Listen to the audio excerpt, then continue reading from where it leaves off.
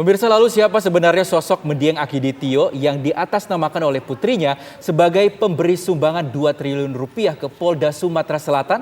Ya, berikut penelusuran wartawan veteran Dahlan Iskan yang awalnya mengaku penasaran dengan pemberitaan di media massa. Penasaran sebagai dulu wartawan, sehingga saya cari informasi. Kebetulan saya punya network banyak pengusaha Tionghoa, tapi nggak ada yang tahu. Saya punya teman orang Palembang yang dia pengusaha sudah terkenal di sana, juga tidak tahu. Sehingga semakin penasaran saya, ini siapa dia ini. Nah, kemudian ya kadang-kadang wartawan itu ada untungnya, sehingga saya beruntung mendapat satu informasi bahwa ada seseorang yang sebetulnya jengkel dengan putri bungsunya Pak Aki ini. Akiditio ini dipanggil Pak Aki.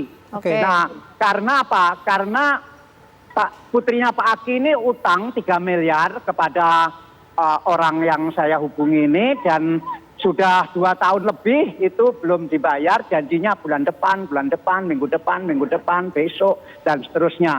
Dan dia ini sebetulnya sudah mensomasi segala macam, tetapi tetap mengatakan bahwa uangnya ada.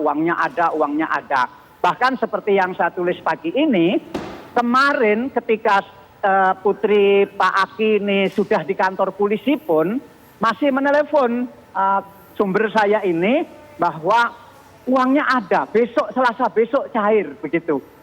Kemudian sorenya saya lihat ada ralat status tersangka putrinya Pak Aki ini, sehingga memang semakin penasaran. Ternyata drama belum selesai. Saya pikir drama sudah selesai ketika dijadikan tersangka, ternyata belum.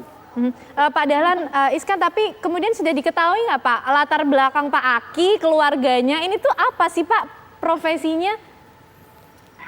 Pak Aki itu pengusaha zaman dulu ya, zaman dulu itu tahun 70-an begitu, 70-an, 80-an begitu, dan sampai kira-kira 90-an dia masih pengusaha. Ya sebetulnya bukan pengusaha besar, tetapi kita membaca masyarakat Tionghoa itu tidak bisa dilihat dari luarnya. Saya punya banyak teman yang hanya pakai sandal, hanya pakai baju jelek, tetapi dia sebetulnya kaya karena hemat sekali, hidupnya sangat hemat, sehingga mereka punya tabungan.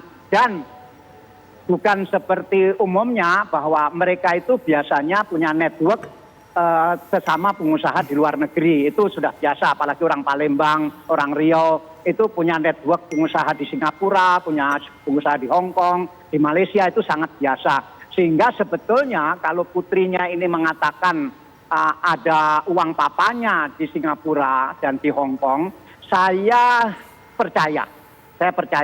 Karena dia ini temannya juga Tongju, wartawan generasi saya itu tahu siapa Tongju. Saya juga berteman baik sama Tongju, meskipun usia beliau lebih tua dan barusan meninggal, tahun lalu meninggal, sehingga saya juga nggak bisa ngecek ke Tongju. Tetapi saya percaya Pak Aki ini pengusaha dan punya anak-anak yang juga jadi pengusaha.